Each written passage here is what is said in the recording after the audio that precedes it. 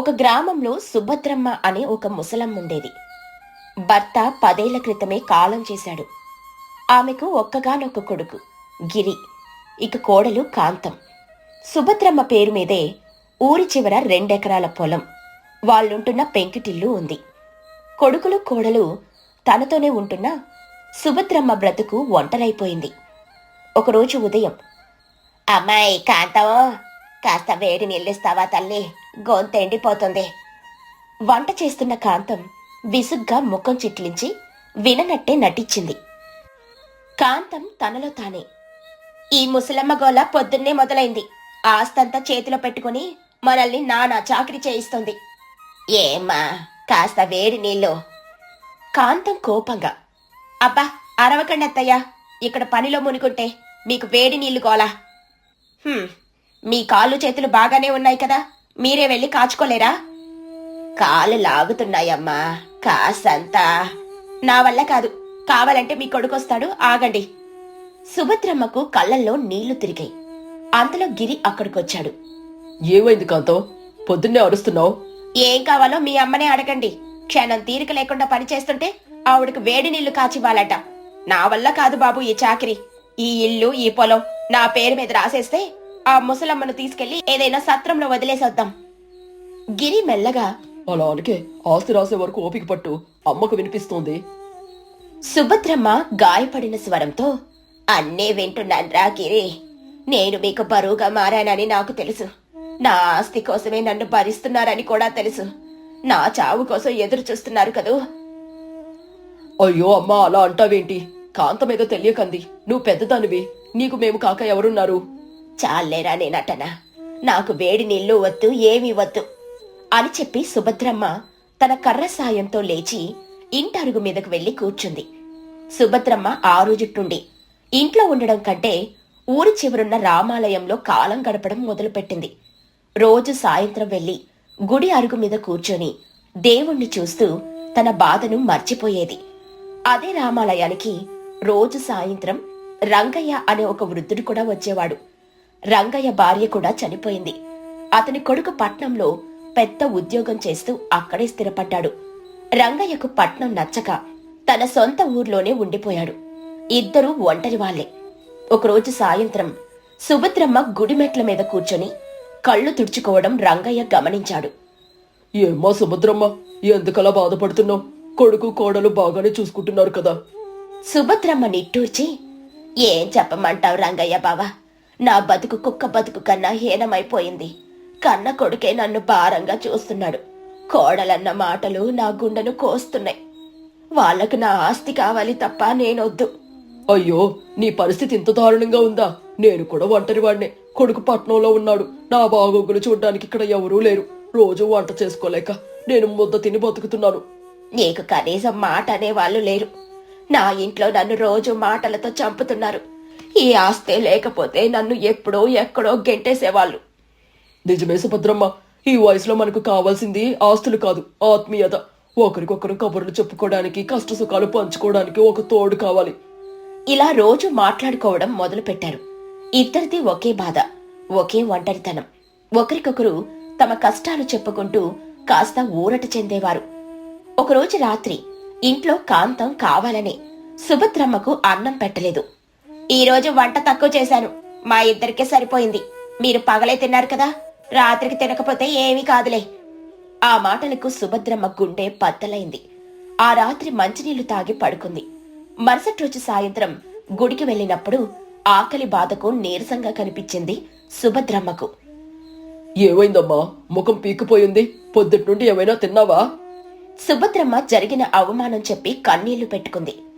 నా వల్ల కావడం లేదు బావా, ఇలా రోజు చావడం కంటే ఒక్కరోజే చనిపోవడం మేలు. రంగయ్య ఒక్క క్షణం తీవ్రంగా ఆలోచించాడు. సుభద్రమ్మ, ఒక్క మాట చెబుతాను, తప్పుగా అనుకోకు. ఏమిటి?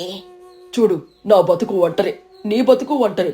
నాకు వండి పెట్టే దిక్కు లేదు, నీకు అన్నం పెట్టే దిక్కు లేదు. మనమిద్దరం ఒకరికొకరు తోడుగా ఉంటే ఎలా ఉంటుంది? సుభద్రమ్మ ఆశ్చర్యపోయి, ఏం మాట్లాడుతున్నావు? తోడుగా ఉండడమా? అవునమ్మా, ఈ ఊరు, ఈ లోకం మనల్ని చూసి నవ్వుతుందేమో అని భయపడకు. మనల్ని పట్టించుకుని ఊరి గురించి మనకెందుకు? నాది చిన్న ఇల్లు, నాకు వచ్చే పింఛన్ డబ్బులు మన ఇద్దరు కడుపుకు సరిపోతాయి. మనమిద్దరం పెళ్లి చేసుకుందాం. సుభద్రమ్మ ఆ మాటలకు ఉలిక్కిపడింది. పెళ్ళా? ఈ వయసులోనా? 60 ఏళ్లు దాటిన ముసలమ్మ పెళ్ళేంటి? లోకం కాకిలా పూడ్చుకు తినదు. నా కొడుకు కోడలు నన్ను బతకనిస్తారా? లోకం ఈ రోజే నవ్వుతుంది, రేపు మనల్ని చూసి కుళ్ళుకుంటుంది. కొడుకు కోడలు వాళ్ళకు కావాల్సింది నీ ఆస్తి. ఆ ఆస్తి వాళ్ళకే ఇచ్చేయి. మనకు ఆస్తొద్దు. గౌరవంగా బ్రతకడానికి ఒక గూడు, ఒక తోడు చాలు. కడుపుకుంతా గంజి పోసుకొని ఆఖరి రోజులు ప్రశాంతంగా గడుపుదాం. చచ్చేదాకా నీకు నేను, నాకు నువ్వు అని చెప్పుకోవడానికి ఒక మనిషి ఉంటుంది. ఆలోచించు. ఇంట్లో బానిసలా చావడమా, నాతో పాటు గౌరవంగా బ్రతకడమా? సుభద్రమ్మ చాలాసేపు ఆలోచించింది. రంగయ్య మాటల్లోని నిజాయితీ ఆమెకు నచ్చింది. అవమానంగా బ్రతకడం కంటే ఈయనతో కలిసి గౌరవంగా ఉండడమే మేలనిపించింది. సరే, నా ఆస్తి నా కొడుక్కే రాసిస్తాను, కానీ నువ్వు నన్ను గౌరవంగా చూసుకోవాలి. నిన్ను నా ప్రాణం కన్నా ఎక్కువగా చూసుకుంటాను సుభద్రమ్మ, ఇది నా మాట. ఈ వార్త ఊరంతా దావణంలల్లా పాకింది. సుభద్రమ్మ ప్రేమ పెళ్లి చేసుకుంటోంది అన్న వార్త ఊరిని కుదిపేసింది. రచ్చబండ దగ్గర జనం ఇదే చర్చ. ఇదేం కాలంరా బాబు, భర్త చచ్చి 10 ఏళ్ళయింది, ఇప్పుడు ఈ ముసలమ్మకు పెళ్లి కొడుకులు పుట్టాయా? అంతా రంగయ్య గాడి మాయ. ముసలమ్మ ఆస్తి మీద కన్నేశాడులే, అందుకే ఈ ప్రేమ నాటకం ఆడుతున్నాడు. చీచీ, మన ఊరి పరువు పోయింది. ఈ వయసులో ప్రేమ పెళ్ళేంటి? వాళ్ళని ఊరి నుండి వెలేయాలి. ఈ మాటలన్నీ కాంతం, గిరి చెవిన పడ్డాయి. కాంతం రగిలిపోతూ ఇంట్లోకొచ్చింది. కాంతం గట్టిగా అరుస్తూ, అత్తయ్య బయటికి రండి. ఇదేంటి ఊరంతా మీ గురించి అంటున్న మాటలు? మీరు మమ్మల్ని నడివీధిలో నవ్వుల పాలు చేయాలనుకుంటున్నారా? సుభద్రమ్మ ధైర్యంగా, ఏమైందమ్మా, నేనేం తప్పు చేశానని అంతలా అరుస్తున్నావు? అమ్మా, నువ్వు ఆ రంగయ్యను పెళ్లి చేసుకుంటున్నావట, ఇది నిజమేనా? నా పరువు ఏం కావాలి? నిజమే, నేను రంగయ్యను పెళ్లి చేసుకుని ఆయనతో వెళ్లిపోదామనుకుంటున్నాను. కాంతం తల కొట్టుకుంటూ, అయ్యో నా కర్మ, ఈ ముసలమ్మకు మతి తప్పింది. అత్తయ్య, మీకు సిగ్గుగా లేదా? ఈ వయసులో మీకు పెళ్ళేంటి? జనానికి ముఖం ఎలా చూపించాలి? నన్ను అన్నం పెట్టకుండా హింసిస్తున్నప్పుడు రాని సిగ్గు ఇప్పుడు నాకు తోడు దొరికితే వచ్చిందా? నన్ను మనిషిగా చూడని మీ ఇంట్లో నేనుండలేను. ఓహో, అదా సంగతి. ఆస్తి మొత్తం తీసుకుని ఆ ముసలోడితో లేచిపోదామని ప్లాన్ చేశారన్నమాట. కుదరదు. ఈ ఇంటి మీద, ఈ పొలం మీద నా కొడుకులకు హక్కుంది. 1 రూపాయి కూడా నీతో తీసుకెళ్లడానికి వీల్లేదు. నాకు మీ ఆస్తేమీ వద్దు. ఆ పొలము, ఈ ఇల్లు అన్నీ గిరి పేరు మీద రాసేస్తాను. నాకొక్క బట్టల మూట చాలు. గిరి, కాంతం ఆశ్చర్యపోయారు. ఆస్తి వదులుకుంటాననడం వాళ్ళు ఊహించలేదు. అమ్మా, ఆస్తి రాసిస్తే సరే, కానీ ఈ పెళ్లి వద్దు, జనం నవ్వుతారు. జనం నవ్వితే నవ్వనిరా, కాని కన్న కొడుకే తల్లిని పట్టించుకోలేదని కూడా నవ్వుతున్నారు. ఆ సంగతి నీకు తెలీదా? నేను నా నిర్ణయం మార్చుకోను. లేదు, ఈ పెళ్లి జరగడానికి వీల్లేదు. ఇది మన కుటుంబ పరువుకు సంబంధించిన విషయం. పదండి, పంచాయతీకి వెళ్దాం. పెద్ద మనుషుల ముందే తేల్చుకుందాం. మరుసటి రోజు ఊరి పెద్ద మనిషి రామచంద్రయ్య గారి ఇంటి ముందు పంచాయతీ కూర్చుంది. ఊరంతా అక్కడే ఉన్నారు. సుభద్రమ్మ ఒక పక్కన, గిరి, కాంతం మరో పక్కన నిలబడ్డారు. రంగయ్య కూడా తల వంచుకుని అక్కడే ఉన్నాడు. ఏంటి గిరి, ఏంటి కాంతం, మీ అత్తగారి మీద మీ ఫిర్యాదేంటి? అయ్యా, న్యాయం మీరే చెప్పాలి. ఈ వయసులో మా అత్తగారు ప్రేమ పెళ్లి చేసుకుంటున్నానంటున్నారు. ఈ రంగయ్య గారు మా ఆస్తి మీద కన్నేసి మా అత్తగారికి మాయ మాటలు చెప్పి ఈ పెళ్లి నాటకం ఆడుతున్నారు. దీనివల్ల ఊర్లో మా పరువు పోతుంది. దయచేసి ఈ పెళ్లిని ఆపండి. ఊరి జనం కూడా అవును అవును, ఇది తప్పు అని గొడవ చేయడం మొదలు పెట్టారు. రంగయ్య, నీ సమాధానం ఏమిటి? ఈ వయసులో నీకు పెళ్లి అవసరమా? సుభద్రమ్మ ఆస్తి కోసమే ఇదంతా చేస్తున్నావా?